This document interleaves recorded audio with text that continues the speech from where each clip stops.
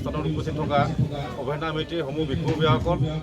আমাৰ কাৰ্যসূচীখন সদৌ অসম বাঙালী যুৱ ছাত্ৰ ফেডাৰেশ্যনৰ কেন্দ্ৰীয় পঞ্চদশ অধিৱেশন আৰু আমাৰ জিলা সমিতিৰ 8ম দ্বিবাৰ্ষিক অধিৱেশন আৰু এইখন আমাৰ বৈৰৱপুৰ সমন্বয় ক্ষেত্ৰ নেতাজীত তাত আমি পাতিব লৈছোঁ। আৰু এই অধিৱেশনখনি আমি 5 দিনীয়া কাৰ্যসূচীৰে বৰ্ণাঢ্য কাৰ্যসূচীৰে আমি সম্পন্ন কৰিম বুলি আশা কৰিছোঁ। আজি সম্পূৰ্ণ আপোনালোকে জানে মূলদুৱাৰ উন্মোচনৰ পৰা ষ্টাৰ্ট কৰি আমি কাৰ্যসূচী চলি আছে আজিৰ পৰা আমাৰ একদম 30 তাৰিখলৈকে। আৰু 30 তাৰিখে কালি আমাৰ 27 তাৰিখ আছে। 27 তাৰিখত আমাৰ আলোচনা চক্ৰ আছে। তাত অসমৰ বিভিন্ন দল সংগঠনৰ নেতা বিষয়ববীয়া সকলো থাকিব উপস্থিত। আমাৰ সদৌ অসম ছাত্ৰ সন্থাৰ শংকৰজ্যোতি বৰুৱা মহোদয়, আমাৰ AJOICP পলাশ চাংমাই, এনেকৈ বিভিন্ন দল সংগঠনৰ নেতা সকলো থাকিব উপস্থিত। তাৰ লগতে আমাৰ ৰাইজো থাকিব। তাত আমাৰ বিভিন্ন সমস্যা লৈ অসমৰ এইটো মূল বিষয় হ'ব। তাত আমাৰ সাংস্কৃতিক জাতি গঠন আৰু অসমৰ সৰ্বাংগীন উন্নয়নত যুৱ প্ৰজন্মৰ ভূমিকা, এই বিষয় লৈ আমাৰ আলোচনা হ'ব। তাৰপিছত আমাৰ পিছদিনাখন আকৌ আমাৰ আৰু বেলেগ কাৰ্যসূচী আছে। কেন্দ্ৰীয় সমিতিৰ প্ৰতিনিধি সভা আছে।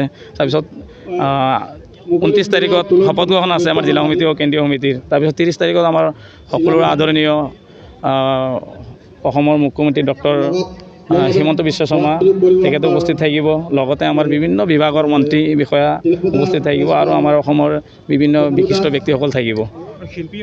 আৰু শিল্পী আমাৰ কালচাৰ নাইটৰ শিল্পী যেনেকৈ আমাৰ 28 তাৰিখত আমাৰ অৰুণিতা কাঞ্জিলাল ইণ্ডিয়ান আইডলৰ তেখেতে থাকিব। আৰু লগত আমাৰ শ্ৰাৱন্তী চেটাৰ্জী বাংলা চলচ্চিত্ৰ জগতৰ মহিমী অভিনেত্ৰী আৰু আমাৰ জুবিন দা সকলোৰে পৰিচিত আমাৰ অসমৰ জনপ্ৰিয় কণ্ঠশিল্পী জুবিন দা থাকিব। তাৰপিছত আমাৰ স্থানীয় শিল্পী আছে আৰু কেইবাজনো, যেনেকৈ নীল বিশাল দাস, অৰ্জুন আৰনাই, এনেকৈ আৰু বহু শিল্পী আছে, 10-12জনী আছে। সকলো উপভোগ কৰিব পাৰিম আমি।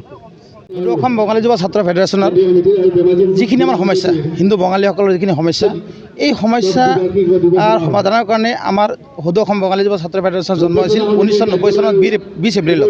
তো গতিকে অসমত আজি গোটেই অসমজোৰাই আমাৰ সকলো জেগাতে ডিষ্ট্ৰিক্ট জিলা কমিটিসকল আছে।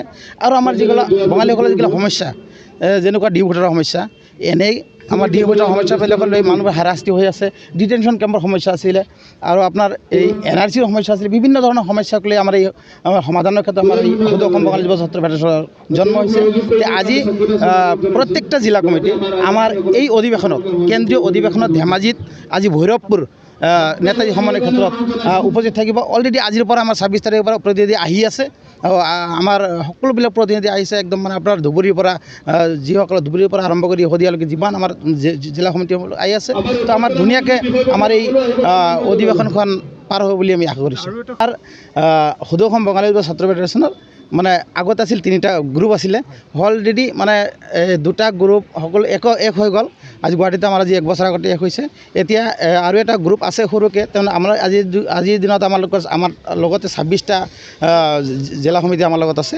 আৰু তেওঁলোকৰ লগত কেইটা আছে তেওঁলোকে গম পাব, এই আমি ক'ব নাযাওঁ বেলেগৰ কথাখিনি।